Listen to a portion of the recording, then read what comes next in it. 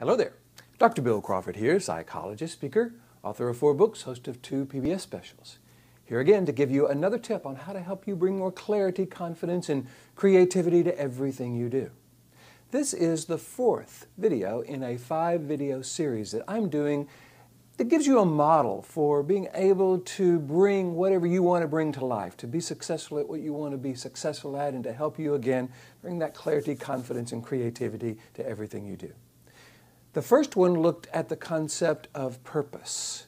The second one looked at the concept of our past and what I call our piece of the pie, or our beliefs, our perspectives, interpretations, expectations, P-I-E, and how they influence us.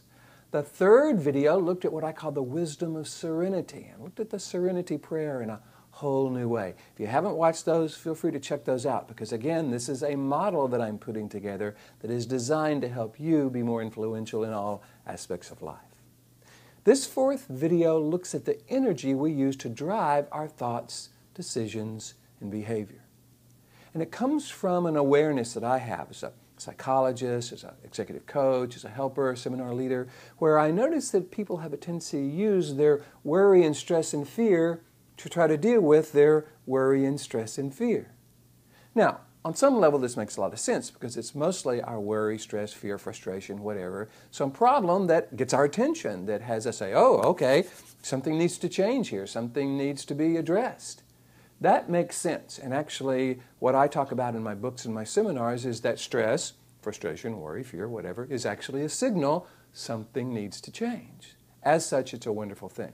The problem is when we try to start using worry and fear and stress to then get to the solution.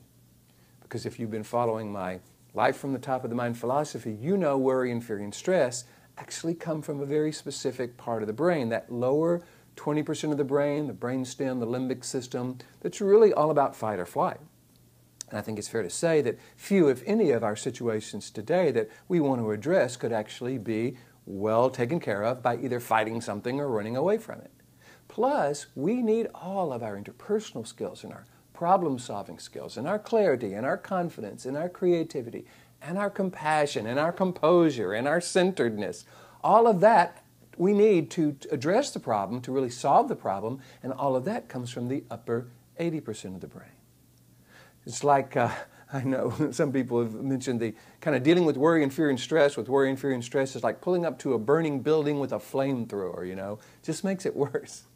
So what I'm going to encourage you to do is to use any anxiety, worry, fear, stress as a valuable signal, kind of like the little lights that go on in our dashboard of our car. Those aren't the problem. They are a signal that something needs our attention. Once we get that signal, then we turn to addressing it. We don't worry about the lights anymore. We don't use the lights or our worry about the lights as some sort of motivation to deal with life. Weight loss is a really good example. A lot of people get worried or stressed or frustrated or embarrassed about how much they weigh, what their body looks like, and they use this worry and stress and fear to motivate themselves to either go on a diet or start exercising or start to do something different. When they do, chances are they will begin to lose the weight, but if worry and stress and fear has been their motivation from the beginning, as the weight goes off, so does this motivation, so does this worry, stress, and fear begin to disseminate. Then, at some point, when they find the weight they want, well, hey, that's good, no more worry, stress, and fear. They have a tendency to go back and kind of just to eat normally. Then the weight comes back on, then they try to get it off and on and on. You get that yo-yo effect that everybody talks about.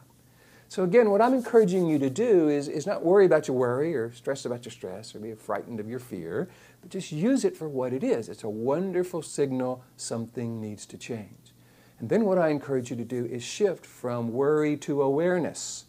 Awareness is a very different energy. It looks at a situation and go, okay, what do we need to do? There's a kind of an enthusiasm about getting things done. Shift from perfection to excellence. Perfection is a goal that we can't really reach unless we're going to ascend anytime this afternoon, and therefore we set ourselves up to failure. Excellence, on the other hand, is something we can reach and something we could even raise the bar if we want to become more excellent. Begin to look at love versus fear. What kind of body would we love? What would be the solution that we would recommend to someone we love? Using that energy of excellence and love and awareness all allows us to access this upper 80% of the brain and bring our best through the process of dealing with whatever situation that worry and stress and fear has given us an awareness of. I hope you're finding these videos valuable. I'm really enjoying bringing you this 5-video series. Next one's going to be the last part of the series. I'm going to put the model all together, show you how to use it in life.